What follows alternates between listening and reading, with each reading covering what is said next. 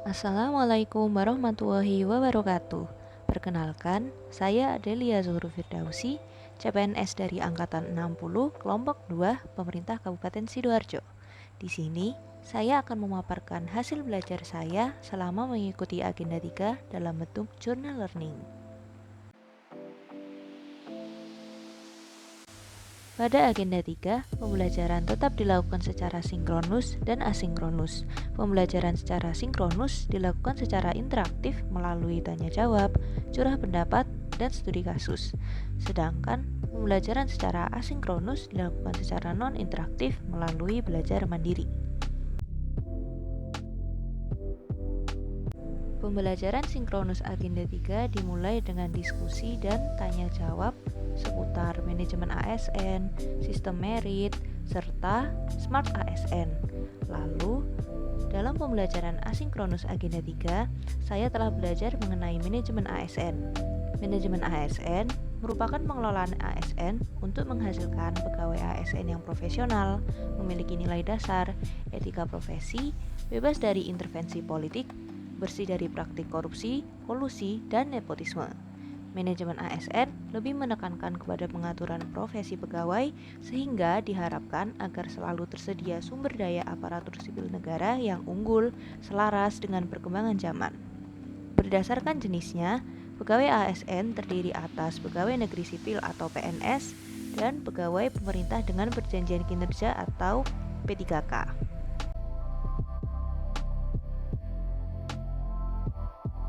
Pegawai ASN berkedudukan sebagai aparatur negara yang menjalankan kebijakan yang ditetapkan oleh pimpinan instansi pemerintah serta harus bebas dari pengaruh dan intervensi semua golongan dan partai politik. Untuk menjalankan kedudukannya tersebut, maka pegawai ASN berfungsi sebagai berikut. Yang pertama adalah pelaksana kebijakan publik, yang kedua adalah pelayan publik, dan yang terakhir adalah berkat dan pemersatu bangsa.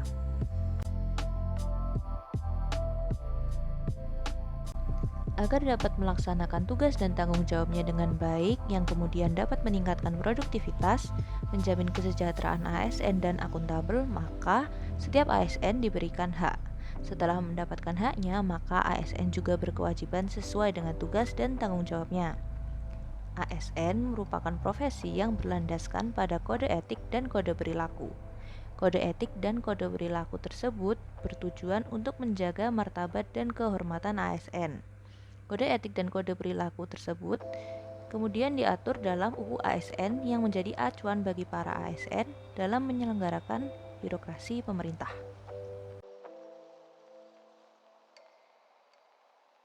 Selain manajemen ASN, saya juga belajar mengenai sistem merit. Sistem merit merupakan kebijakan dan manajemen ASN yang berdasarkan pada kualifikasi, kompetensi, dan kinerja secara adil dan wajar dengan tanpa membedakan latar belakang politik, ras, warna kulit, agama, asal-usul, jenis kelamin, status pernikahan, umur, atau kondisi kecacatan.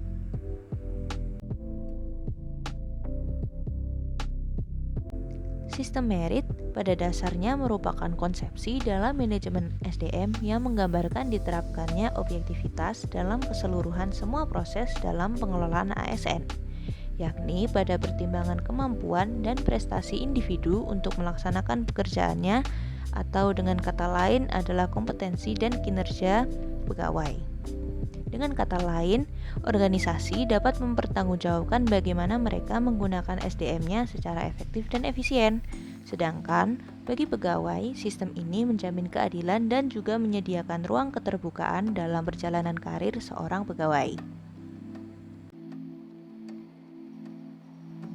Pelaksanaan sistem merit dilakukan melalui penyusunan dan penetapan kebutuhan yang kemudian diwujudkan dalam perencanaan kebutuhan pegawai atau planning, penilaian kinerja yang kemudian diwujudkan dalam monitoring dan penilaian, pengembangan kompetensi, promosi, mutasi, dan penghargaan.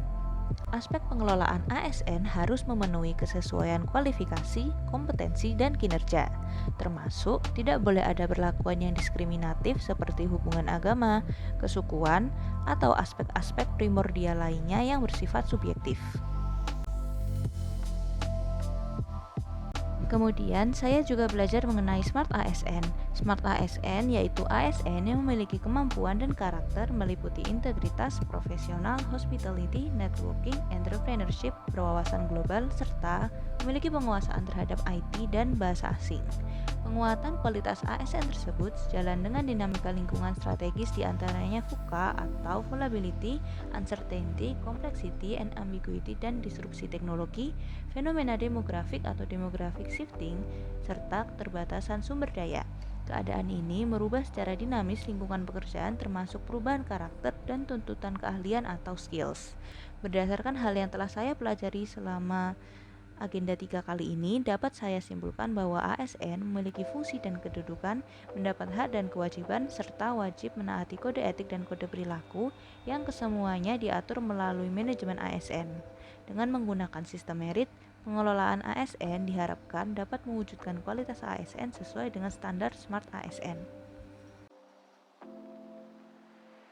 Demikian kegiatan saya selama mengikuti agenda 3 kali ini.